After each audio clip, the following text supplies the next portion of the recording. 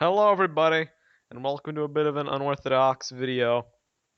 This is going to be kind of a review, kind of a not, that's kind of an unfitting term to use for this because we may or may not score it or whatnot. It's just kind of going to be our thoughts and opinions on the game Ace Attorney Dual Destinies.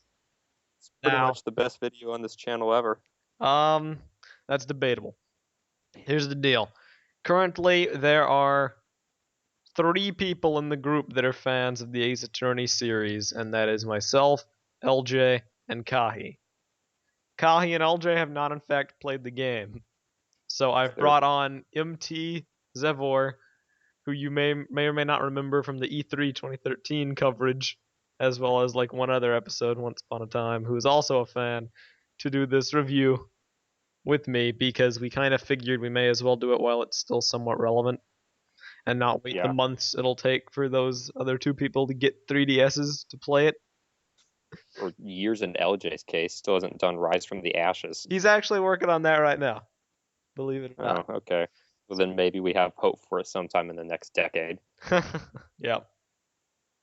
So a bit of background on the Ace Attorney series.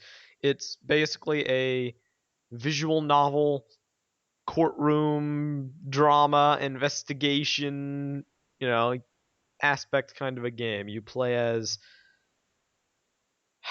many characters. However, the main character is Phoenix Wright, a defense attorney. And the first three games in the series, released for initially the Game Boy Advance, but later ported to the Nintendo DS, the Wii, and iOS devices, focus around him investigating crimes, getting his client a not guilty verdict, and doing all sorts of crazy stuff. And then the fourth game in the series revolves around the new protagonist, Apollo Justice, though Phoenix is still kind of in the background doing stuff. There are two spin off games focusing on Miles Edgeworth, who's the prosecutor, who was always Phoenix's rival. And then there is this game, Dual Destinies, which is the latest in the series and the first designed for 3DS. Oh, yeah, there's also Phoenix Wright versus Professor Layton coming out next year, also for the Yeah. 3DS. Are we allowed to give like minor background spoilers on Apollo Justice? Things that like anyone who read the box art would know? I Yeah, think that'd sure. be okay. We'll mark that right Yeah. now. Minor spoilers inbound, but go ahead. Yeah. So this game is, I don't know, maybe a bigger deal to me than probably most games involving returning protagonist, because in Apollo Justice, Phoenix Wright actually got disbarred from law, which is why he was in the background. Yeah. And then this game comes out 6 years after Apollo Justice, and it's kind of essentially his return to form as the main protagonist. Wait a second. Um, 6 years after Apollo Justice? yeah, I thought it was it's one been year after Apollo Justice. well, okay, like not chronologically, but like Yeah, 6 years in after terms the of release. release. Okay. Yeah. Yeah.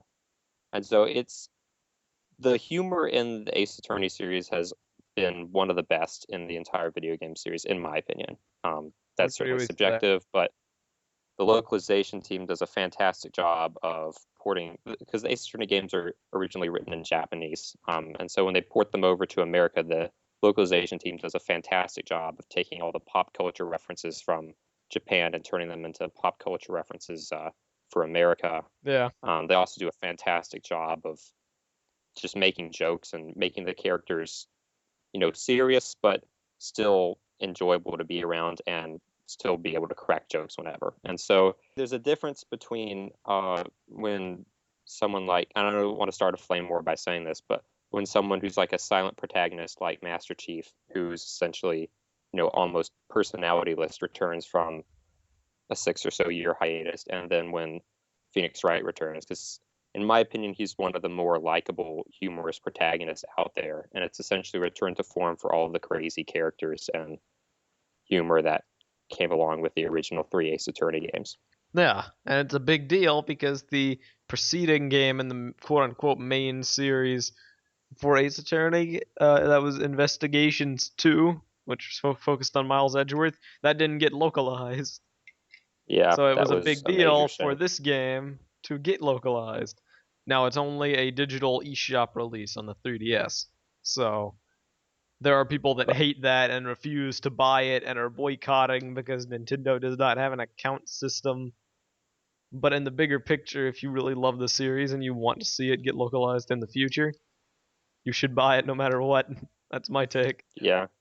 I mean, the reason that it ended up on the 3DS eShop in the first place as opposed to an actual physical release, and why GK2 didn't get localized at all, was because the original investigations sold pretty poorly in the US. Mm. So boycotting it on the 3DS is, I mean, I don't want to, you know, say that anyone isn't a true Ace Attorney fan or something like that, but you're essentially taking a You're step to hurting the ensure that the series. franchise, yeah, if the only way that it will ever become a physical release in the US again is if enough people buy it on the eShop at some point. Exactly. So it's kind of one of those situations where you kind of have to take the sacrifice and try not to break your console so you lose the game, you know? Yeah. Just be careful, buy it, support the series and its localization. But I mean, anyway, well, yeah. Uh, so you want to just give some thoughts on the game, spoiler yeah. free? The game came out on October 24th, I think, and it was for Yeah. $30 and it has 5 cases. And this game, this is subjective, so it's not like I can come out and say this is like, yes, this is fact, but it is a popular opinion that in the Ace Attorney games, there's usually like one case that isn't really good. At least one case. Some of them have more than one. And the rest of the cases are pretty good to okay, but there's usually one bad case, and you can kind of figure out what that case is. There was like the circus case back in the original, I think, or was that Justice for All? I don't know. That was just for all. Okay. There was like the Steel Samurai in the first game. That may not have been Yeah. in everyone's alley because of some weird characters and plot twists. I do not think there was a case like that in this game. I think all 5 held up very nicely. Yeah. And There was definitely no Turnabout Serenade this time around. yeah. But no, it's like, what am I trying to say? The cases in this game, you can tell that the game is made by the people that made Investigations, because that's actually the truth. It's not made by the original Phoenix Wright team, it's made by the people that made the Investigations series. And you can kind of tell it's made by them, because all the cases tie into an overarching plot line, which was kind of the big thing in Investigations 1. That was kind of what it had to its name, even though the Well, cases were sometimes mediocre by I don't. comparison. I mean, to an extent, they all tie into the whole Write Anything agency theme. Um, I mean, The I don't dark know. I age guess, of the law. yeah. All right. That is. I don't know. It's hard to find like one main theme for the game. It's the dark age of the law. Well, yeah. They There's that. I bludgeon mean, you I don't want upside to. the head with it so many times. They're not even subtle. This game's theme is the dark age of the law. Well, all right. Yeah, and I will say, go out right out and say that one of the things that annoyed me about this game, is that they do a whole lot of telling and not showing. The main premise of this game is that this court system is kind of in disrepair. Defense attorneys are forging evidence, prosecutors are bringing up trumped up charges, people have lost faith in the courts, and maybe in a more serious series this would work. But This Ace is Attorney nothing is new. kind of, yeah, in Ace Attorney, corrupt prosecutors, and I don't want to spoil it for LJ, but public officials who do bad things Yes. are nothing new to the series. And so when the game comes out and tries to convince us that the court system is in disrepair and you know forging evidence is run amok, is like, how much worse can it realistically get? Because it was already a problem to the point of almost humorousness in the past games. Yeah. And they do a little bit of a better job of explaining it in the last 2 cases, but they go over it a lot in case 1 and 3, and never really bothered to explain it Case until 3 late in was the the game. case where it really got to me, how many times they were saying it, and the Yeah, repetition, and, I'm not gonna yeah, spoil anything in particular, but there was the one yeah, character that kind of. yeah. There's one character who went a little overboard on that. I guess, I mean, I don't know. It certainly probably qualifies as a main theme. I guess when I'm thinking about a main overarching plot, it really gets into spoiler specific, so I'm not going to deal with it later. But there's like one particular overarching plot of a certain character that kind of ties the entire Dark Age of the Law theme together, and that doesn't really get extrapolated on until the last two cases, I Yeah. would say. And really, So if you want to get really technical, I can say that they all contribute to the Dark Age of the Law theme. However, there is yeah, one case 2, that really doesn't, aside from introducing protagonists. yeah, So, I guess that's good enough to qualify. Oh yeah, protagonists and the prosecutor. yeah. But yeah. Well, on the positive side, I really liked the character dynamic in this game. Oh yeah. Uh, it's been, I don't want to say weak at all, but I think it's the original team of Phoenix Wright and his assistant Maya Fey in the original trilogy was absolutely fantastic. I don't think there's been a better protagonist sidekick duo in video game history in terms of character dynamics. Yeah. Um, I'll agree with you. and the last two games have been Apollo Justice and Trucy, and then Miles Edgeworth, and I guess a tag team of Dick Gumshoe and Kay Faraday. And it's not like those are bad, but I don't think they captured the original, I guess, tight knit group togetherness of They definitely do not. Phoenix and Maya. And like there's just sort of a relationship between Phoenix and Maya to the point where it's they're almost like family. They're just joking back and forth and they're making fun of each other constantly. Yep. And I mean they're great friends. And I guess you didn't get that sense in Investigations or Apollo Justice. And I think they did a really good job of bringing back that for Dual Destinies. They definitely did. Athena Yeah. fills that role very nicely. Yeah, so they brought back Apollo Justice for this game. Phoenix Wright is the main character, of course, and they brought another new lawyer in, Athena Sykes, who's I don't want to say the genius trope is getting kind of tired, but it is It kind being of a little close to more now. Yeah, and so she's the new lawyer at the agency, and so the first, not the first two, but like case 2 and 3 is the game kind of runs with a whole overarching theme of Phoenix is running this law agency, and then there's these two kids who are just running around, and doing he's stuff. just trying to keep things in control, and it's honestly hilarious. It is.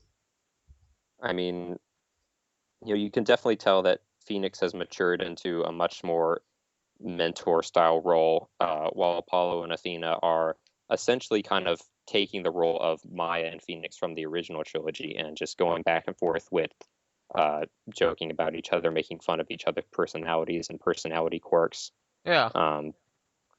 And so it's great fun to watch when you do get to play as Phoenix, just watching them, I guess, try to interact together.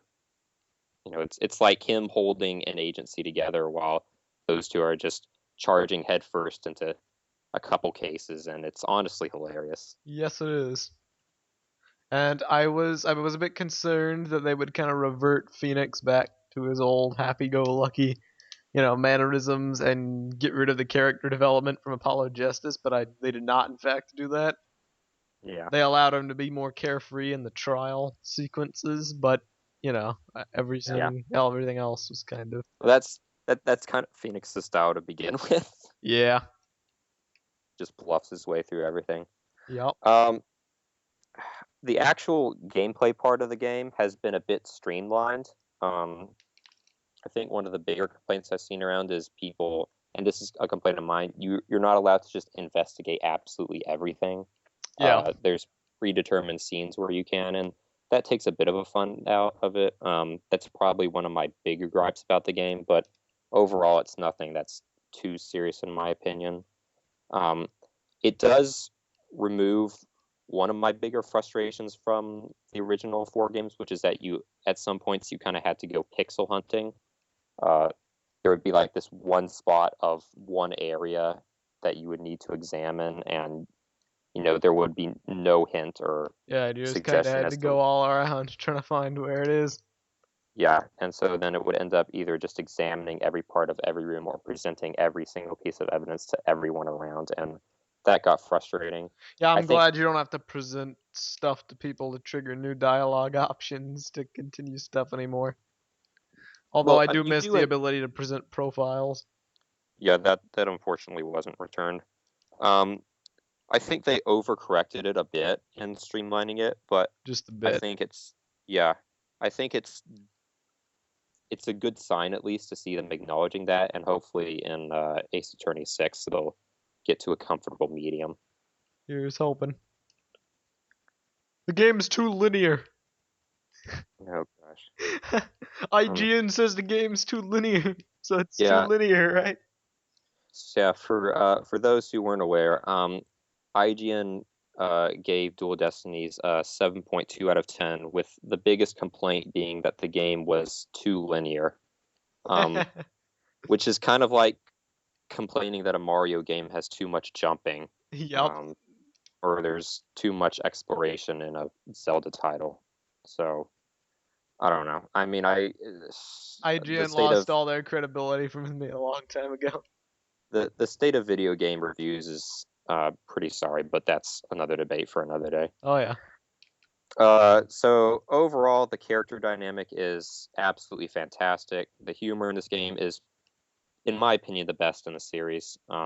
That's certainly subjective, but I found myself laughing a whole lot more than I did at last games, and I laughed quite a bit at other games. I'll agree with Um, you there. the trial segments, which are for those who haven't played a Phoenix Wright game, are composed of going through witness testimonies and presenting evidence to find the inconsistencies in it.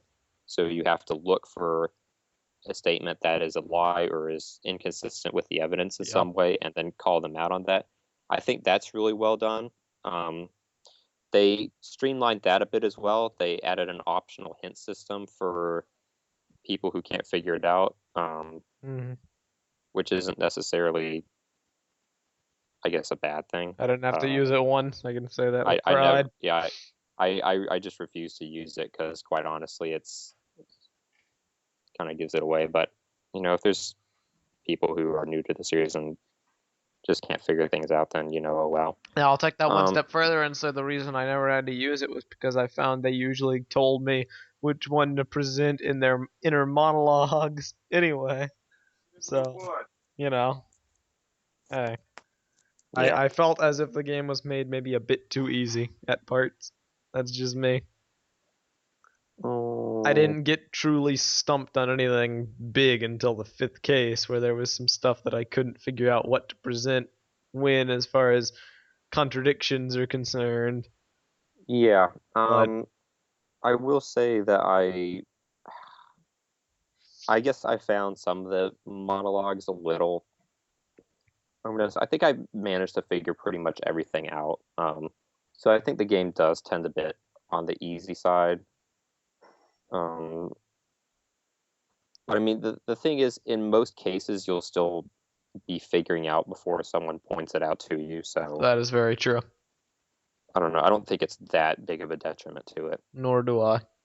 It's just something I felt I should mention, considering the last game I played was Trials and Tribulations. I replayed it, and that game was, yeah, very difficult. There's there's there's some parts of Trials and Tribulations that I think go way too far in difficulty, Oh yeah, but I'll agree with you there. that's spoilerific as well. So yeah, the art style for this game is different from the last games in that this 3D. game, yeah, actually used straight up 3D models as opposed to the last games just using 2D sprites. The 3D models look absolutely fantastic. You know, when they first announced them, I wasn't sure if I'd like them because the sprites had a lot of personality to them. By the end of playing the game, I find it difficult to go back to look at the older sprites because it feels so strange and limited. Yeah, yeah. I think a couple of the characters didn't make the transition quite so well, but Yeah. I guess that's just opinion. Despite how good the models look, it still doesn't do anything for the Nintendo 3DS's 3D. Yeah, I didn't use it once. Yeah, I was hoping I that would.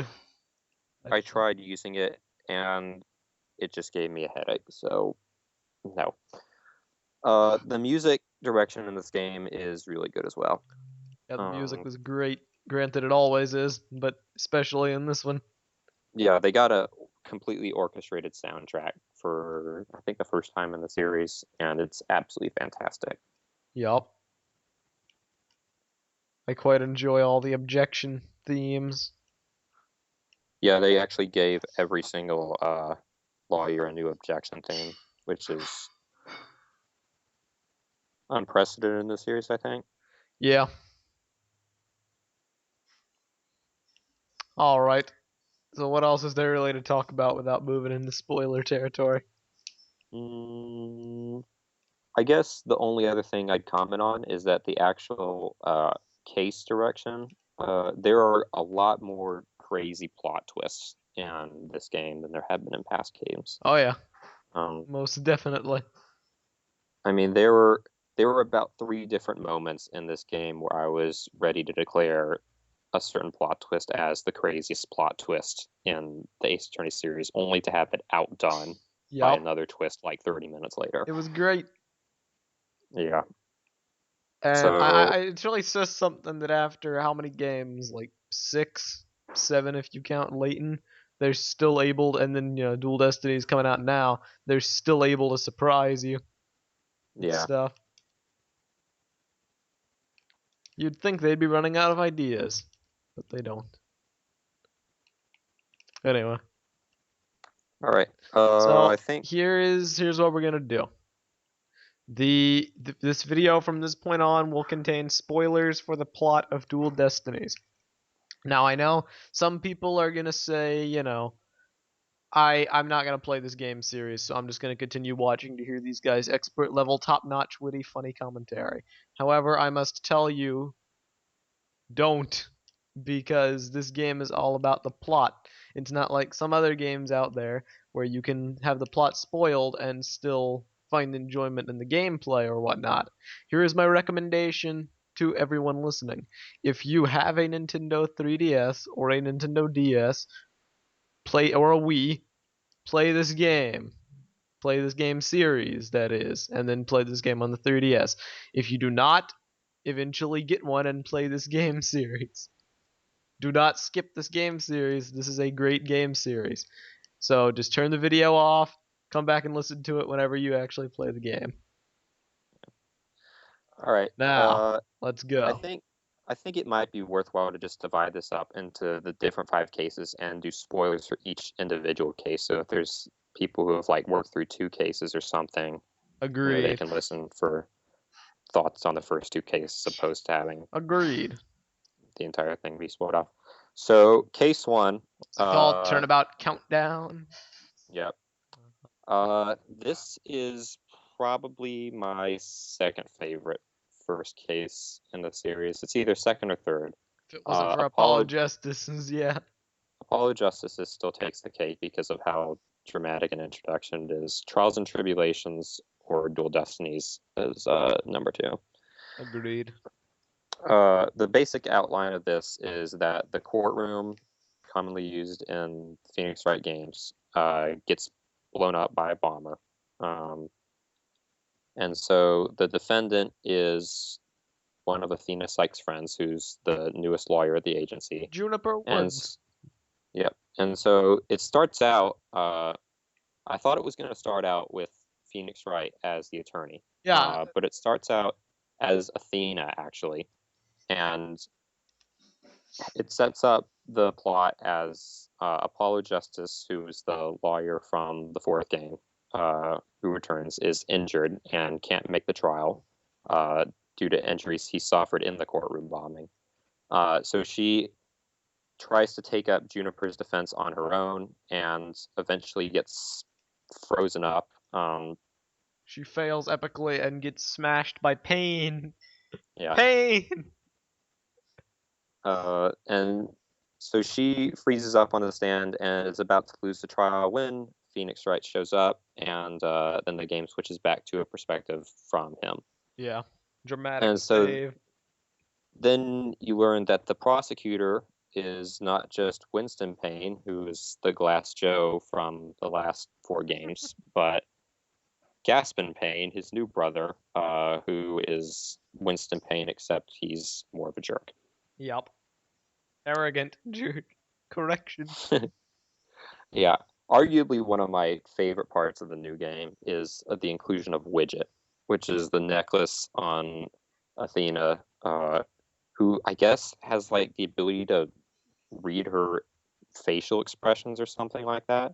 Yeah, it'll just randomly Some blurt out what she's feeling.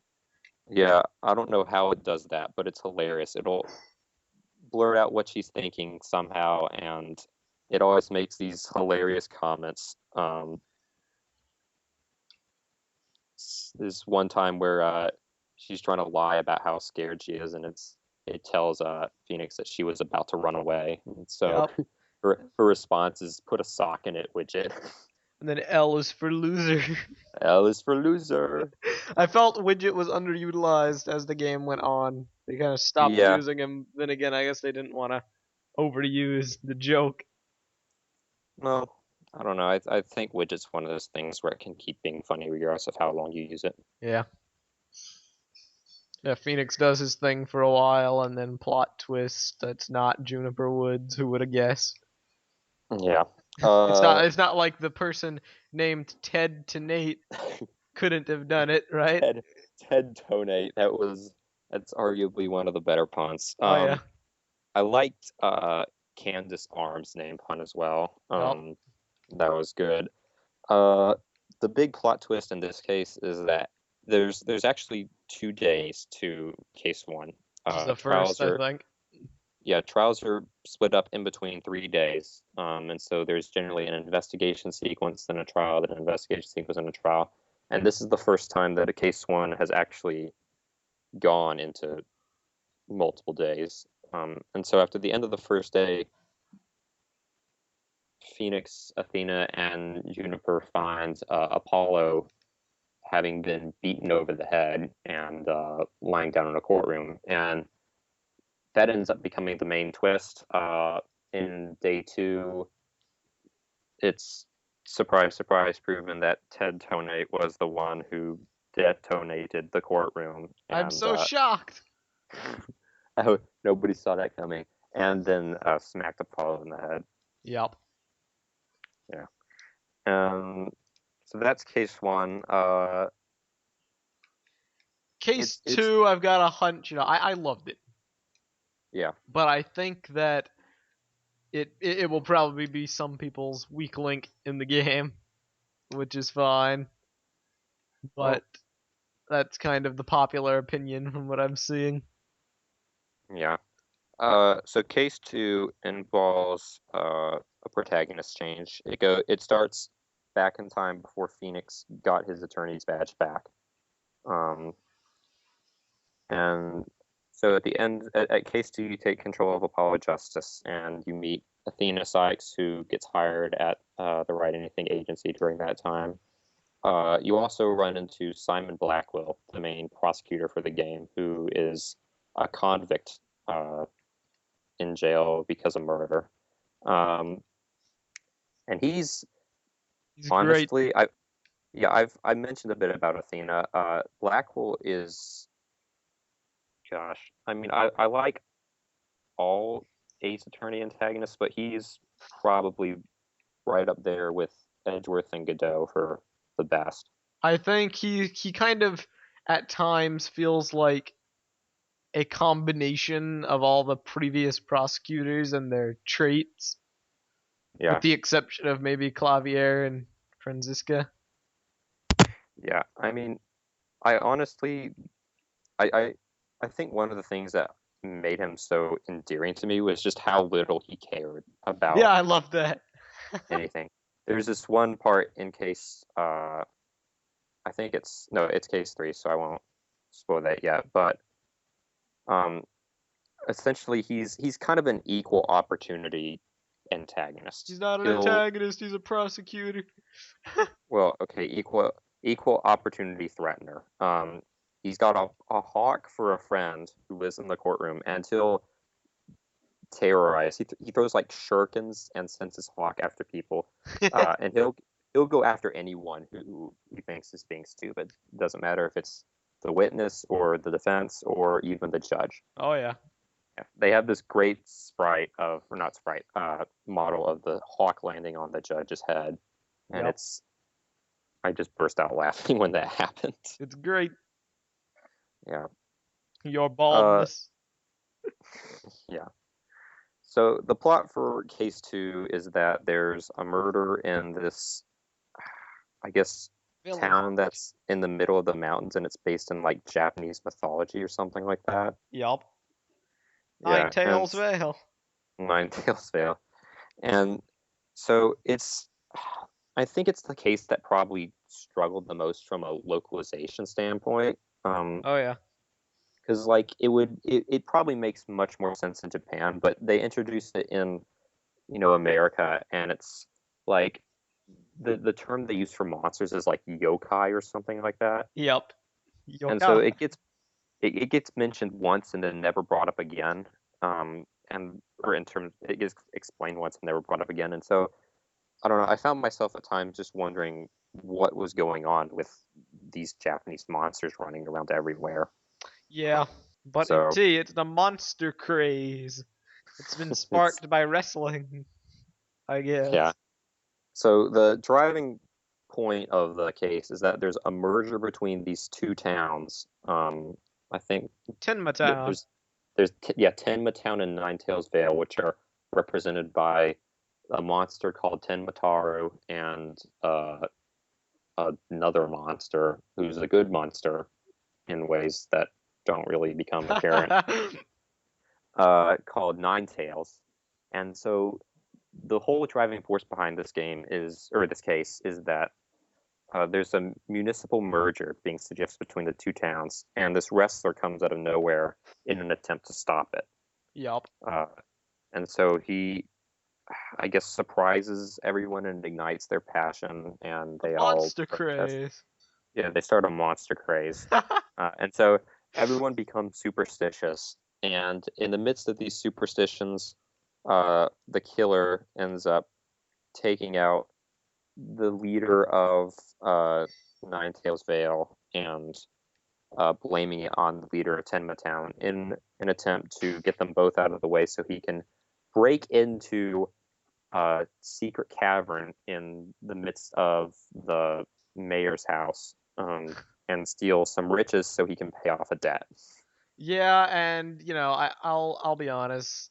The villain of this case is it's one of those. It's so obvious. It's kind of like Ted to Nate, but not because of the name. They Yeah. literally show who it is at the beginning of the case, which has typically only happened in case 1 up to this point.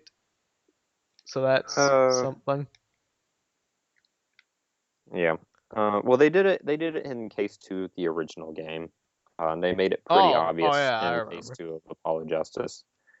Um, Still, it's kind of just one of those. Oh wow, I'm so surprised. yeah. Points. I mean, even if they hadn't revealed him, he's the only one who's consistently an absolute jerk. So I think it would have been pretty obvious. And he's barely even mentioned during the first trial day. So it's Yeah. like, okay, well, hey, who could it be?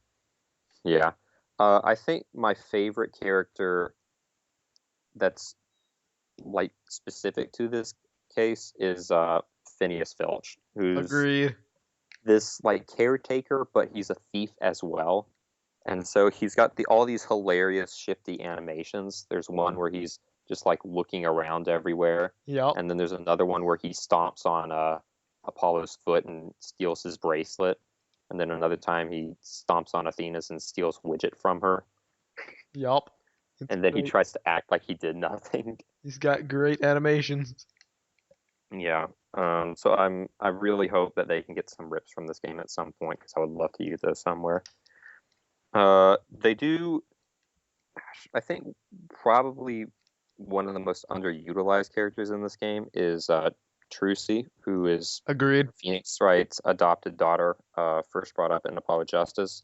She does a little bit in this case, but then kind of just fades into the background as soon as Athena appears. Yeah. Which to an extent I think they kind of had to do because Athena needed as much screen time as possible to develop her as a character. But at the same time, I guess it's a little disappointing for Trucy to just fade into the background and do nothing besides make magic panties jokes. Yup. I liked Trucy. So, that was kind Yeah. of a unfortunate scenario. But you kind of have to take a calculated risk as far as how many protagonists or supporting protagonists do you really want to have. It's not even so much the Athena issue. This game has 3 main protagonists and then a bunch of secondary characters. She was not really needed. Yeah, and I mean, I certainly think they took the wiser route in at least mentioning her, as opposed to Apollo Justice, where they like just ignored half of Phoenix's friends from his older cases. Yup. So it's good to at least get her in the picture. I guess it's not really a fault of the game. It's a little sad Something that to mention. Trucy didn't get as much screen time as possible. They should But make her a anyway, lawyer, a magician lawyer. mm, well, the thing is, I think she's what 16 in this game. Yeah. It's only going to be like 2 more games before she'll be in college or something, and then she'll just disappear entirely. Then she can become the genius defense attorney at the age of 18. Like, Just Athena. gets she gets an entire law degree in 1 year. Yeah, let's do it. Oh gosh. It's like, it's all weird to think that Pearl, who later appears, and that's not a spoiler because, it's in the trailers, she's only 1 year older than Trucy. Yeah. And then Athena is only 1 year older than Pearl. It's Everyone grows strange. up. Yeah. Sniff, sniff. But no, All let's right. carry on. So case 3 is by far the best third case in the series. Case 3s kind of have a reputation for generally being pretty weak. But this one, très bien. I'm going to ignore that. Case 3 has another protagonist shift. You play as Athena this time around, who defends Juniper again. So this one's a flashback case once more, but it takes plays somewhat later after case 2. So in terms of chronological order, it's case 2, case 3, and then case 1. Phoenix Wright has his badge back by this point, and the crime takes place at a law institution, which I thought was a really good choice of setting. Agreed. It made things a whole lot clearer as to how education works in the Ace Attorney world, which really needed some explaining considering how many people seem to become lawyers at the age of, underneath 20. Yeah. And it Phoenix also Legal provided, Academy. yeah.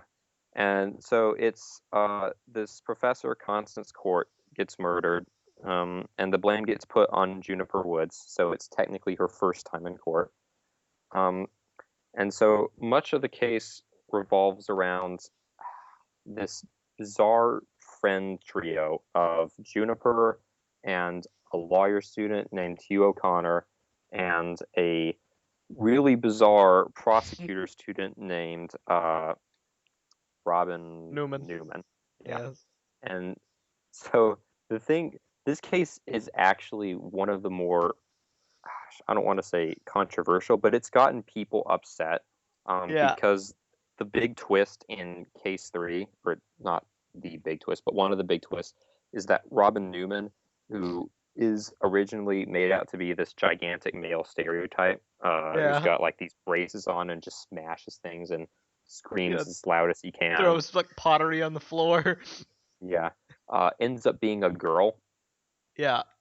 And so people accuse Dual Destinies of being, like, I don't know, I guess prejudice against transsexuals. That was a lot of the complaints that I heard. Yeah. Um, and I think the idea of this is because there's, like, I guess a joke or something. It's humorous to an extent, and I think that I would just like to address this to a point and say that in Japan, where the game is actually made and developed, there's none of this tension that is in America between various sex preferences. I mean, you can legitimately joke about anything, and it's humorous to them.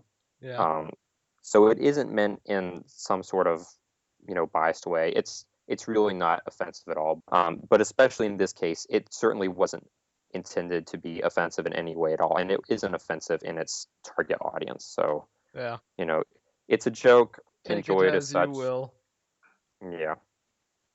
Um, but anyway, the main the case ends up dissolving into the problem of trying to find another person who could possibly have committed the murder besides Juniper. And so there's a couple of crazy segments where, you know, everyone's pretenses get brought down. Robin's trying to pretend she's a man. Hugh O'Connor tries to pretend he's a genius when he's not. And so Athena ends up bringing down everyone's pretenses and eventually uses that to reveal that the murder took place at an entirely different time than originally thought, and Yes. finds a new suspect this way who's probably one of the funnier murderers in the Ace Attorney series. I'll agree.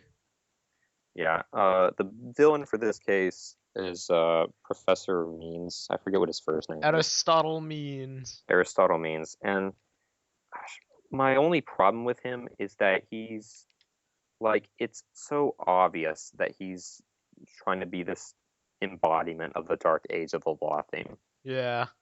Case This three, is the case where they bludgeon you upside the head with it at every turn. yeah, Subtlety and knows so no bounds. his saying is that it is essentially the ends justify the means, and he's, like, super proud of it. And it's, it gets to a point where it's like, well, okay, yeah, I get it. You're I supposed to understand. be. The Dark Age of the Law, a funny name pun. It's literally everything you could ever want in a character. I understand. Let's drop So it. you can stop reminding me about it now.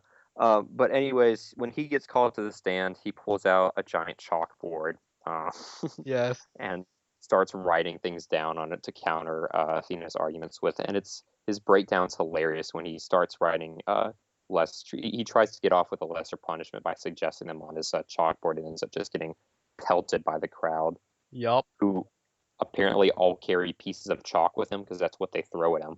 Wow, just wow. Really now. Two. So case three, it's certainly got a bunch of crazy twists and turns. There's one crazy twist at the end. Yeah. Arguably, the two. I don't know. I'll go with three funniest parts. The first one involves another great character, Miriam Scuttlebutt, um, Yes. who's this creepy journalist who hides in a cardboard box, um, and just wants to be friends with Juniper and Hugh and Robin as badly as she can. And so there's this one part where you're questioning her, and she throws up her box. She tries to pretend like she's fine, but it's obvious that she isn't. And so her laptop falls out, and it's got a picture of her photoshopped in on a group picture of um, Juniper, Robin, and Hugh. It was great. And then there's the part with Blackwell that I mentioned in case two. He literally, just to give you an idea of his character, he literally leaves the trial, just in the middle of the trial, walks out because he thinks what Athena's saying is so stupid. And Yes. so I'm not the gonna judge deal with asks this. the judge asks the bailiff where prosecutor Blackwell went, and the bailiff's response is, "The prosecutor said rubbish. We will be out on a stroll," and then left with the detective. Yep.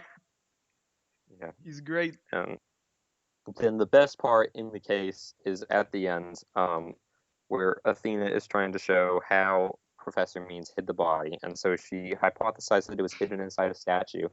And so she gets Apollo to tie her up in a way that would mimic the statue.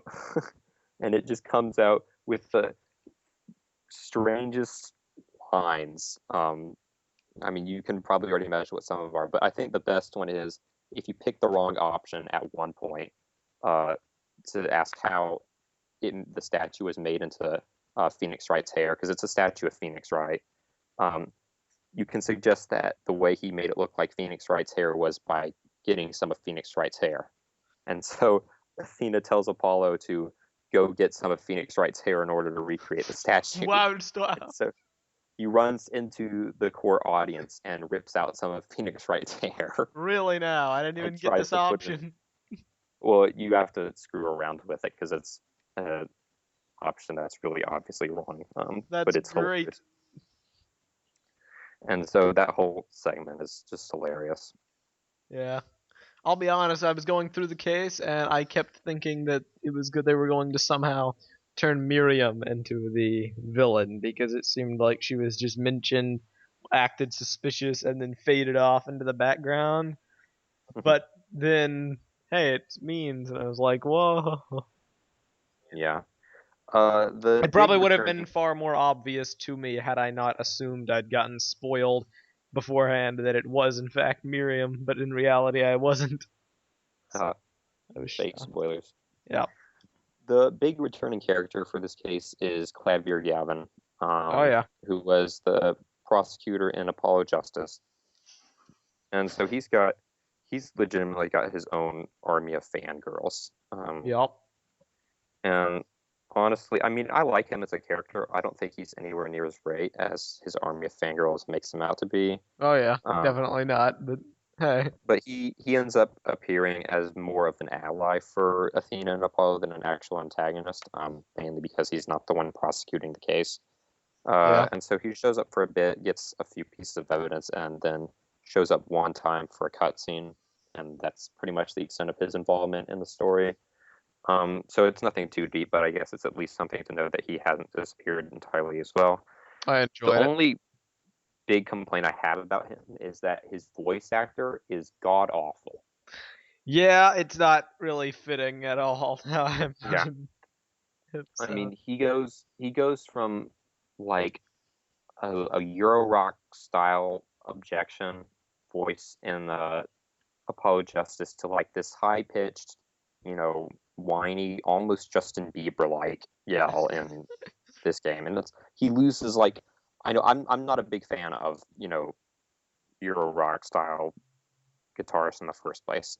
But if you're going to set someone as a character like that, at least for the sake of consistency, find somebody who can mimic a Euro rock accent somewhat well. Yeah, I'll agree. Because he sounds he belongs more on One Direction than in some sort of Euro rock band. Yeah, it's just I can kind of tell they didn't really want to sink any large amount of time into trying to find somebody for his role, because he only appeared briefly. He said his objection like once, and they only used his objection clip once. I would have rather them just not done anything with that instead of just trying to fit it in somewhere. But still, I thought aside from that, he was done right. He got a nice one cameo. major character we haven't mentioned at all yet is Bobby Fulbright. Ah, yes, the new detective. He's the detective for this case. He's somehow manages to be even more incompetent than Gumshoe. No, I think he has his moments where he displays competence, but yes, he is not exactly the savviest of people, and he gets manipulated by Athena all the time, and this stuff happens to him. So his big personality trait, I mean, he is much more like Gumshoe than Emma Sky in terms of being the incompetent detective. His big theme is justice, but he gets manipulated into various versions of thinking what is just and what isn't by Athena frequently, and so it's humorous to watch him try to figure out whose justice is the most just. In justice we trust. So yeah, That's case 3.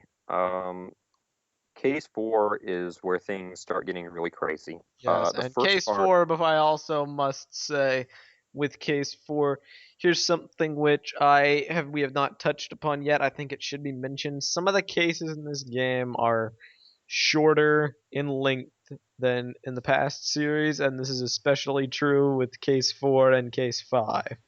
yeah, I think that case 4 and case 5 honestly should have just been merged into one giant case 4. Yeah, I'll agree with you there. That's my opinion, but whatever. So case 4, the beginning of case 4 actually starts out before case 1. So it's the trial where the courtroom gets bombed.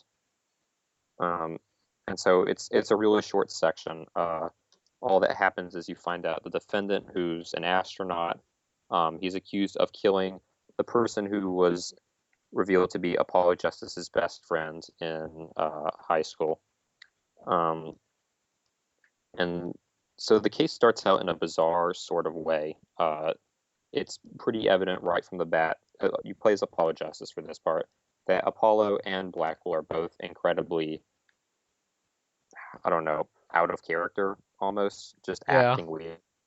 Um, and so the case, Apollo Justice comes into the courtroom with a bandage over his eye, and it isn't explained for a while. And Blackwell's just acting weird.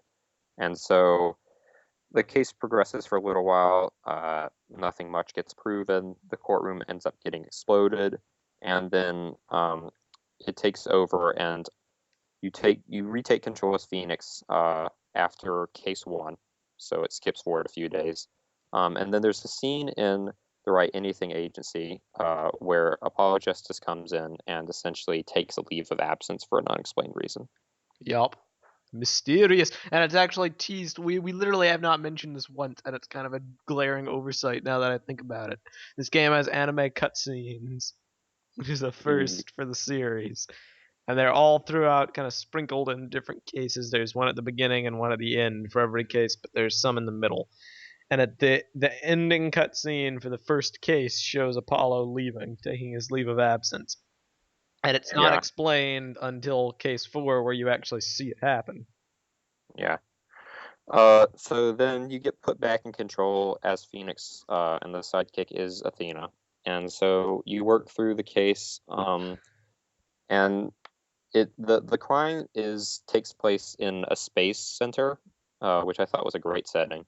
Um, it's a murder of an astronaut who is Apollo's friend, and so the guy who is the defendant, I think, is probably one of the more annoying defendants. I mean, he's certainly not as bad as some of the people in Apollo Justice, but that sigh of But his. MT. Ha! All, and there's one point in the trial where Blackwell gets caught, catches his sigh as well, and just starts, ha. That part was great. So yeah, it takes a long time to talk to him because he's sighing like every 30 seconds, but it makes up for it in every single way with the greatest witness who has ever appeared in any Ace Attorney game, I wouldn't go that far. Free Cosmos. He is just fantabulous. That's how great he is. He's this Space Center commander who's got this wonderful mustache. He's like 4.5 feet tall, and he rides around on a Segway, which he calls his galactic scooter. Yeah. And so he always expects people to be impressed with him, but no one ever is. And so he eventually gets called in as a witness. Um, and so whenever Phoenix makes a point against him or reveals an inconsistency, he starts just spinning around in his scooter. And it's this hilarious animation with him just spinning around in circles and is just looks so distraught, and it's so funny. It's great. And then he eventually has this breakdown sequence where he goes nuts and just revs the scooter up, drives all over the courtroom, loses all of his badges on his jacket, and then runs straight through the courtroom door. Yup. Um, so that's mostly case 4. Despite the breakdown mention, there isn't actually a real villain introduced in case 4. Case 4 does not feel like a case. It feels like part 1, and then case 5 is part 2. Yeah. The big plot twist comes at the end of case 4, where Yeah. they find a lighter in the scene of the crime. And Bobby Fulbright, the detective, brings it in at the end of the case, and it proves conclusively that the defendant's fingerprints aren't on it. So Blackwell demands to know whose fingerprints are on it, and it turns out to be Athena Sykes. And Yup. so Athena is arrested for the murder, and that's the lead into case 5. Yep. And case 5 is a roller coaster ride of epic proportions. Case 5 is pretty nuts. It's only So one day. yeah, case 5 starts out with Phoenix having lost Apollo and Athena, and so he goes out with Trucy, his daughter, to investigate the scene. Only after a while to have, well, okay, I guess I won't mention that yet. The big witness in case 5 is Aura Blackwell, who is Simon Blackwell's sister. She messes around with robots a lot. Yup. Hmm? I was just saying, yep. Oh. And so you meet 2 robots as well, Plonko and Clonko, I think are the names, or Ponko and Conko. I forget what the names are. But they're these crazy robots who just are trying to help people as badly as they can and inevitably end up screwing up. Yup. And you also meet Juniper once again as well. She's everywhere in this game. She's everywhere, and she ends up revealing the big mystery behind the game and what I was referring to earlier as the overarching theme. So the idea is that 7 years ago, Athena's mom was murdered. She worked at the Space Center, and the person convicted of her murder was Simon Blackwell. Yup.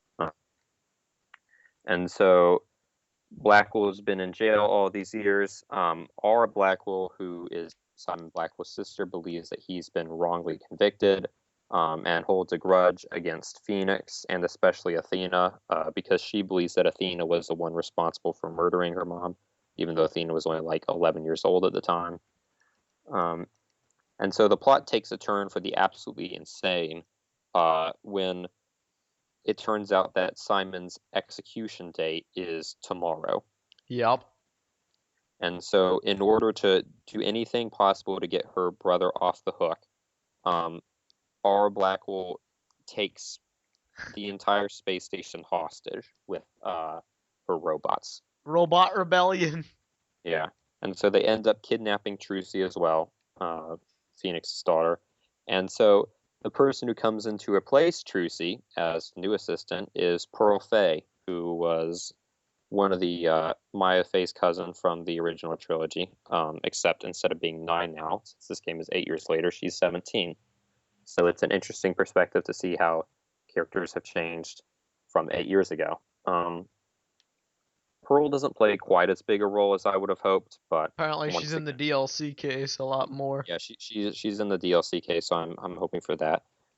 The other big reintroduction of an old character for this case is Miles Edgeworth, Yup. who was the star of the Investigations games and the big rival from the Very beginning. original trilogy. Yeah, and so he's the chief prosecutor now, and Aura Blackwell demands that he be the one who stand at the prosecutor's bench for the trial. So I forgot to mention this. Her demand for getting the hostages back is that they try Athena Sykes for the murder of her mom from 7 years ago.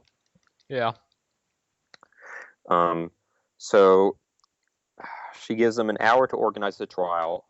It turns out that there aren't any courtrooms available, so they have to use the abandoned, blown-up courtroom that was destroyed in the bombing. Which I thought was perfect.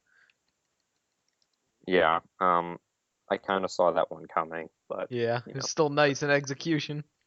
you know. And so Phoenix and Edgeworth go head to head for the first time in like More than 9 years. 8, because the last time they fought each other in court was the last case of Justice for All, Yeah. which is And interesting. so, they go head to head. Athena Sykes is the defendant, and the big thing that ends up turning the case around is when Phoenix. There's the big piece of evidence that was used to convict Simon Blackwell in the trial 7 years ago was it was a picture of him holding a sword that had blood on it, and Athena's mom was murdered with the sword. And then there's one of him leaving the scene of the crime by himself. Yes. And so Phoenix ends up proving, long story short, that both Blackwell and Athena were innocent. First off, by proving that the sword wasn't the murder weapon, and that there was actually another person in the scene.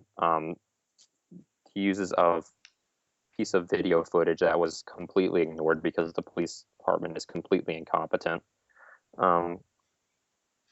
And so he ends up proving that there was another person on the scene, and then the big twist, or one of the big. Let's give a bit of background on the Phantom. Well, I wasn't gonna bring that up yet. Oh. But whatever. So the next big twist is when Athena and Blackwell are actually about to both get off the hook. Apollo Justice comes back and demands that Phoenix essentially prove Athena's innocence. And so this is, I don't know, I don't want to go too deep into Apollo Justice spoilers, but this was kind of a big moment for me, simply because Apollo really reminded me of a certain villain from Apollo Justice who had the same sort of evidence as everything mantra. Yep. Had the same sort of creepy smile, and he looked exactly like him for a bit. Yeah. So it ends up almost feeling like a betrayal of sorts. And so Apollo Justice demands that Phoenix prove that Athena wasn't the killer. And so Phoenix ends up putting together a couple pieces of information. One that that there was a certain character who was on both scenes from 7 years ago, and that there was the person who specifically orchestrated the escape from the actual murder that happened in the space station a couple days ago in such a way that the actual murderer could escape. And so he takes these two pieces of evidence and uses it to accuse the person who's known in the game as the Phantom. The Phantom. The villain. And he's actually mentioned from as early as case 4. Mm-hmm. Blackwell essentially believes that he was, obviously, Blackwell knows that he didn't commit the crime of killing Athena's mom, but he takes the blame anyway because he doesn't want Athena to be accused.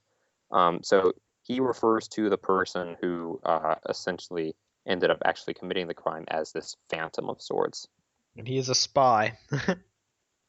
The Phantom is an international spy, and honestly, he's one of the least explained characters in the Ace Attorney series, but I find him to be one of the most interesting. And I don't want to get too much into detail with it, but he's essentially this almost emotionless person who is trained by some country to feel no emotion and be able to perform extremely incredibly dangerous feats. Yeah. And the way they did this was essentially to have him lose his own identity, so he doesn't connect himself to anything. But this ends up leading him to have a huge sense of paranoia because he doesn't know where he is or who he is. And the thought of someone essentially knowing who he is and he doesn't is terrifying to him. Yup.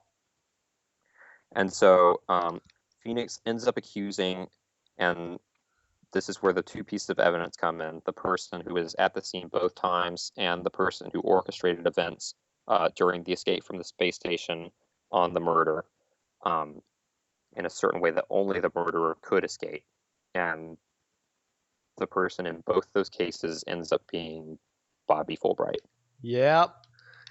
And And this is the last big twist in the game, and this is one that I flat out did not see coming at all.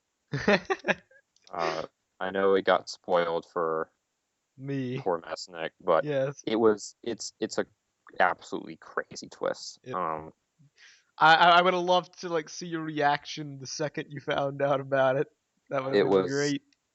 it was like stunned Did you silence. figure it out before they like specifically honed in on that phrase, or was it when they said, the detective in charge of the case? No, I figured like when he went over the two pieces of evidence, I made the connection right then, Okay, and then it was like, no way, this can't be where it's going, but it and then it went, was. yeah.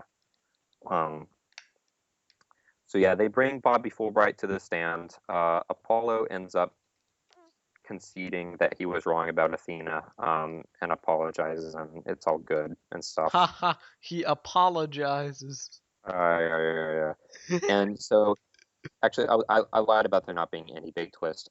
There turns out to be one more giant twist. Turns out that the Phantom isn't actually Bobby Fulbright. Bobby Yes. Fulbright has been dead for a long time, and the person posing as Bobby Fulbright isn't Bobby Fulbright. He's the spy. He's someone who poses as many different people in order to gain an edge.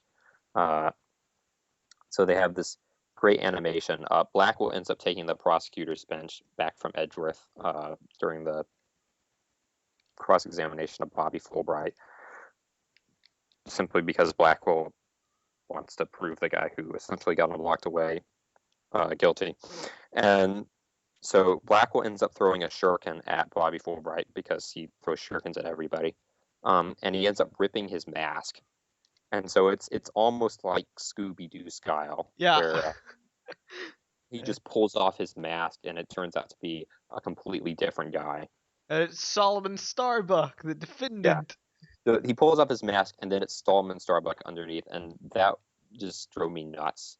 And then Apollo says that there's no way he could be Solomon Starbuck, and he's like, "You're right." And then he pulls off another mask and he makes himself out to be Aristotle Means. Um, and so he goes through masks, and eventually he gets to a mask of Phoenix, and he spends the rest of the case pretending, just being Phoenix, and it's playing as Phoenix against a witness who's posing as Phoenix. Yep. And so it goes nuts. And then the way they end up breaking him down is just using that emotion of his, the little bit of paranoia that he has, in order to make him afraid of someone finding out his identity. And eventually they get him to break down by revealing that when he was the one who killed Athena's mom 7 years ago, because Athena's mom was doing research on him as a spy, and he wanted to stop that research because he was afraid she would figure out his identity. And so when he killed her, he left blood on a rock that ended up being destroyed in the courtroom bombing. So it turns out that the main point of the entire courtroom bombing was to destroy that one rock that could incriminate him. As it turns out, Ted Tenay did not blow up the courtroom. It Well, was I honestly, Fulbright. I think that he did. It's my personal belief that the Phantom essentially caught him in the murder of Candace Arm, and I guess essentially promised to not tell anyone about it if Tonate would blow up the courtroom. Hmm. That's my theory. That's But interesting. whatever. So anyway, they end up finding a fragment of the rock from the courtroom that has blood on it, and they end up matching it to another piece of the rock that was there when he killed Athena's mom, and that ends up proving him as someone who spilled blood at the scene of the crime when the crime occurred, and that's what ends up convicting him. And so his breakdown is one of the crazier ones in the series. He switches between various masks, or it's either meant to be him literally switching between masks or just picturing himself as different people. I'm That's not how I entirely took sure. it. Yeah. And so he eventually, at the end of his breakdown, he gets shot by a sniper who is hunting for him because he's an international spy. And he doesn't end up dying, but he ends up getting taken into custody. And so at the end of the game, Athena is acquitted. Blackwell gets off a day before his execution.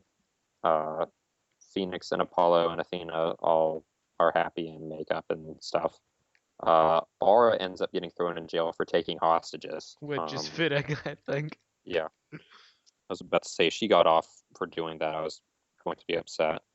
And I mean, it's the final cutscene of sorts is it's a little cheesy, but I honestly really liked it.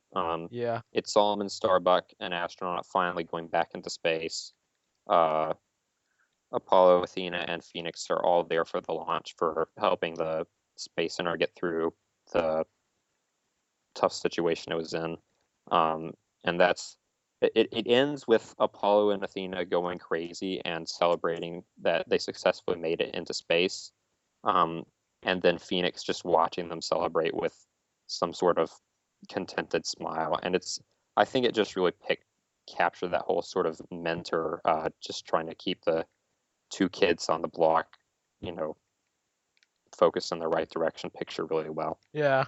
I thoroughly enjoyed it for that reason. Yeah.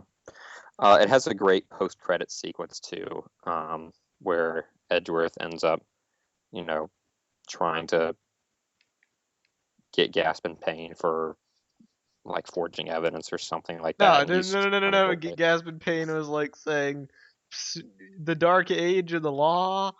What is this? You have to realize sometimes it's necessary to get a conviction by any means necessary.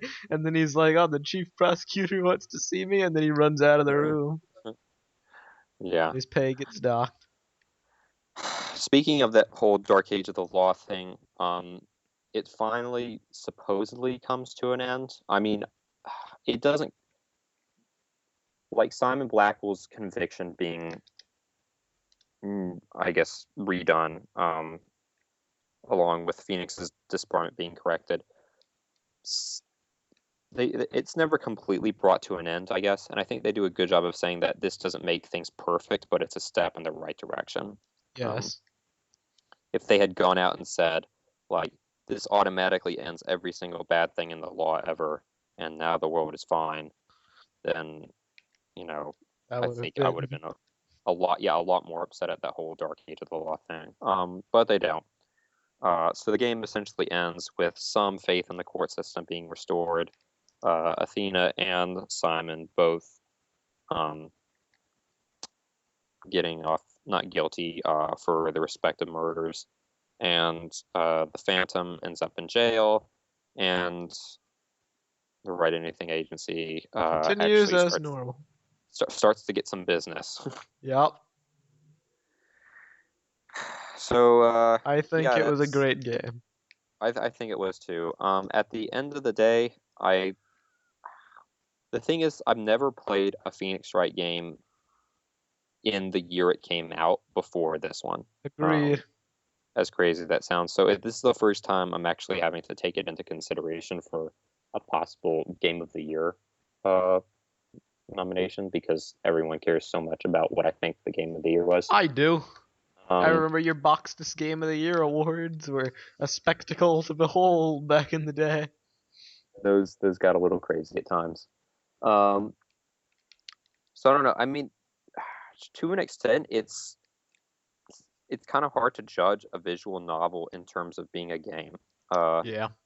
I think I think Dual Destinies is a great game, and I think if I do end up putting it as Game of the Year, I'm not going to have that big of a problem with it as I would something like Beyond Two Souls or something like that, even though I would never put that game as Game of the Year. You don't. Um, You didn't like Beyond.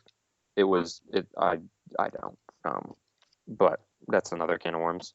And the reason for that is that I think there is a fair amount of actual gameplay that goes on in Dual Destinies, despite the fact that it's very straightforward, and the only real actions done by the player are either presenting evidence or selecting things to talk about in investigation mode. Mood matrix. Yeah, well, and in trials, there's various tools that get used as well. I don't think perceive was used enough. That's something I'm gonna mention. I don't know. I would have Perceive enjoyed having to be able to use it in trials because I actually enjoyed it. Perceive is probably one of my least favorite out of the three features because it's not at all about logic. It's about just scanning someone enough until you find their tell sign. Yeah, I guess that's true. If you didn't like the pixel hunting kind of thing, Yeah. that's not Uh, much better. but the reason I consider the Phoenix Wright games to be, I guess, full of gameplay and full of quote unquote innovation, even though it's essentially the same sort of style each time around, is because that Ace Attorney games, the innovation in a sense is the logic. When you go into a new case in an Ace Attorney series, you can't think about it in the same way as a past case. There's Yeah. always has to be an adjust in how you think about it, how you consider the facts, remembering the evidence, tying it together in new ways, and so it's always different from the past case. It's not like I don't want to say that these games are bad, but it's not like, for example, a platformer where you know it's jumping. It's essentially the same style of jumping around on various blocks and going through the level in essentially the same way. Yeah. It's instead it's a whole new set of facts presented to you, and you have to think about it in an entirely different way. And that is why I'm glad, and I mentioned this earlier, that the series. I'm surprised by now they're not running out of ideas. The ideas are fresh. Yeah, They're that is one thing that concerns me. I think that some of the characters are starting to have similar motivations as other characters. Yep. I thought that, Athena's motivation for becoming a lawyer was a little too similar to Phoenix's. And there are a few similarities between Rise from the Ashes and Case 5 of this game. Yeah. Uh, but that said, they still are vastly different enough to the point where it doesn't bother me at all.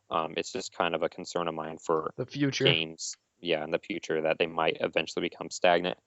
And if that is the case, then that entire discussion on gameplay innovation through different styles of logic will be a moot point. But for the moment, Dual Destinies is an incredibly unique game. It's incredibly different in the way it makes you think about things. It's got plenty of crazy twists and turns, great character dynamic, great overarching story, excellent use of minor characters, great soundtrack, great art design, and It's just everything overall you a could want in a fantastic game. game. Play this game. Yeah, If you've still it listened to this really, point, you'll hopefully have already played this game. if it really is a game that is worth playing. And if you have listened to this point and essentially spoiled the story for yourself, You did it wrong. well, yeah, but all of the other Ace Attorney games are definitely worth playing, Yeah. even if the plot of this one is spoiled. So I would definitely encourage you to, for example, if you played Dual Destinies but not the other games, or if you spoiled Dual Destinies and haven't played the other games, just give one of them a shot. Yeah. I think you can get You'll them like on. them. You can get the original on iPhone for like $4 now. Yeah. Um, They're you know, everywhere. there's minimal investment required to get into the series at some point.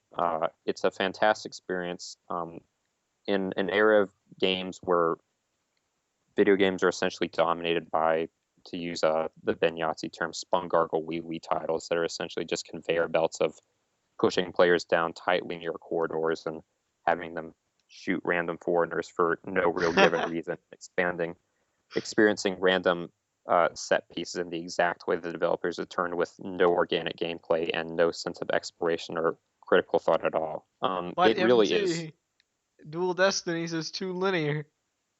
Gosh.